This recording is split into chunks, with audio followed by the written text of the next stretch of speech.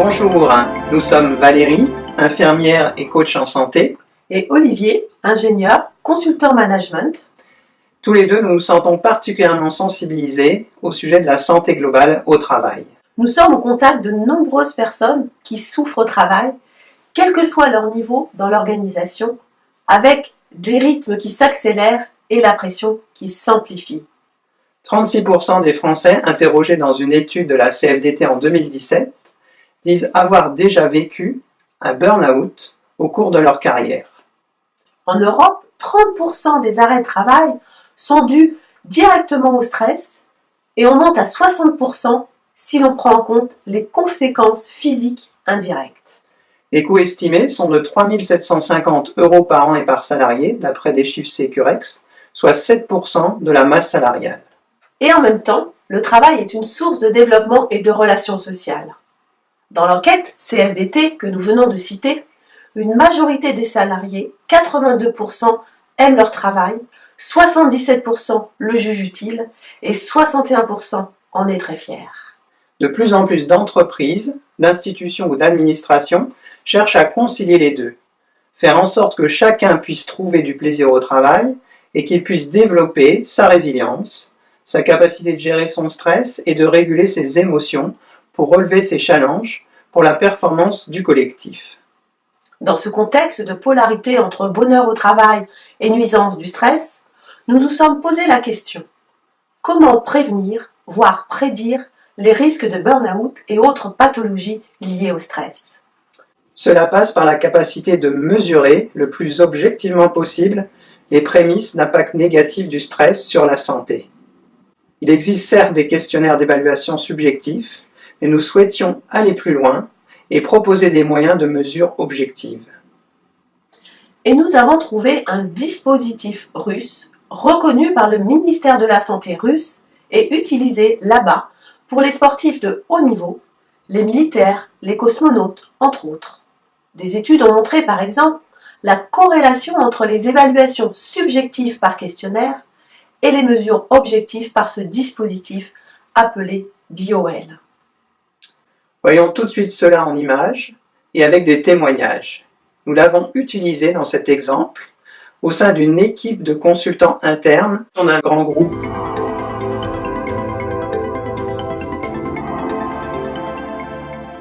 Le BioL est une caméra qui permet de voir les photons émis par nos doigts dans le spectre ultraviolet en utilisant ce qu'on appelle l'effet Kirlian ou GDV. Vous ne le saviez peut-être pas, mais chacune de nos cellules émet de la lumière ultraviolette. Et l'intensité et la cohérence de ces sources lumineuses donnent des informations très utiles sur notre santé globale.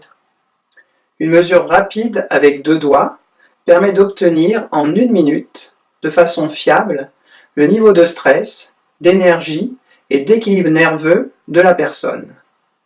On peut faire aussi une mesure plus complète avec 10 doigts pour avoir plus d'éléments sur la santé psychologique et émotionnelle de la personne. Un algorithme permet de reconstituer le champ électrophotonique émis par l'ensemble du corps, à partir de celui des 10 doigts. On peut en tirer des éléments très fins sur ce qui nuit à l'équilibre de la personne. J'ai envie de faire ce bilan énergétique parce que j'ai trouvé la méthode très innovante et en plus incluant un appareil de mesure, etc. Donc un côté high-tech à la méthode et à la démarche que j'ai trouvé scientifiquement plutôt du coup intéressante et stable et pertinente. Ce que ça a donné, c'est que ça allait plutôt bien et je me sentais déjà plutôt bien.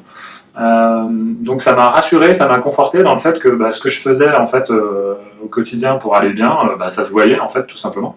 Mon niveau de stress qui était limite à l'anxiété et qui était du coup une conscience de ce sujet-là, un niveau d'énergie qui était à la base plutôt bas et qui faisait poser question, enfin qui m'a fait poser question sur de prendre plus soin de moi sur ces thématiques-là pour préserver ma santé et mon bien-être au travail. C'est un environnement sécurisé.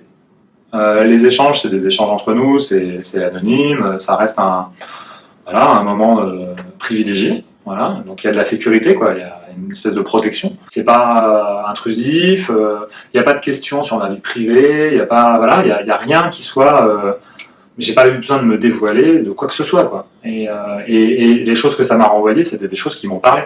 Et j'avais même pas besoin de le valider. Suite à ce bilan, pour ceux qui en ont besoin, des pistes de rééquilibrage psychologique et émotionnel sont proposées.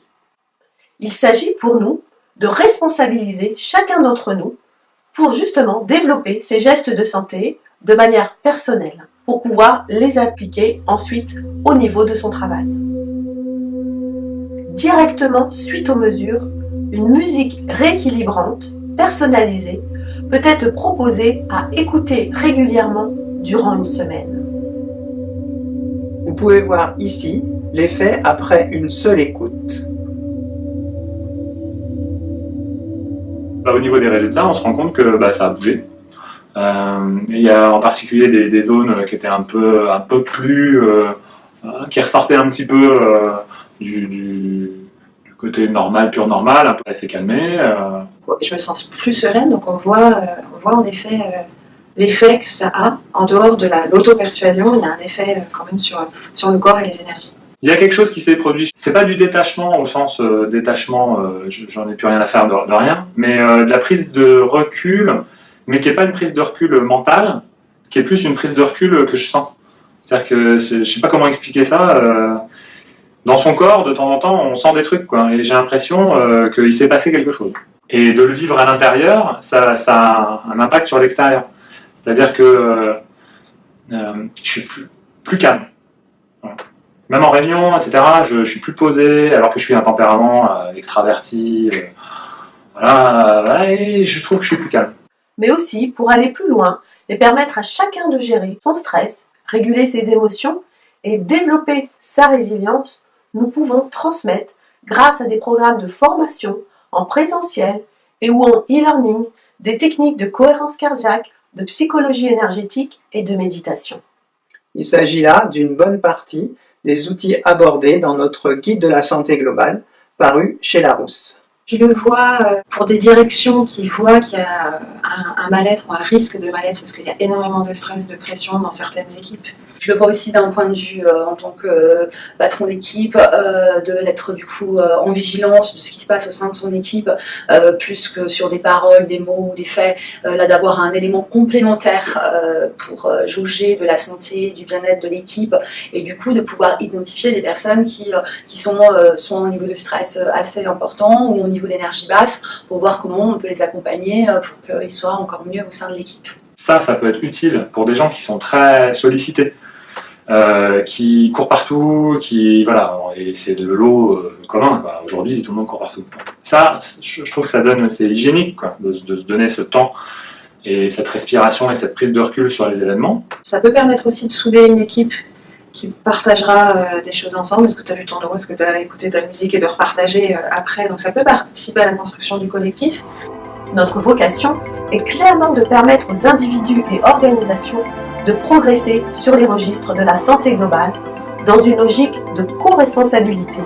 Et nous allons plus loin, car pour nous, santé des personnes, santé des organisations et santé de la planète vont ensemble. Nous sommes là, à vos côtés pour cela. Et nous vous disons à très bientôt.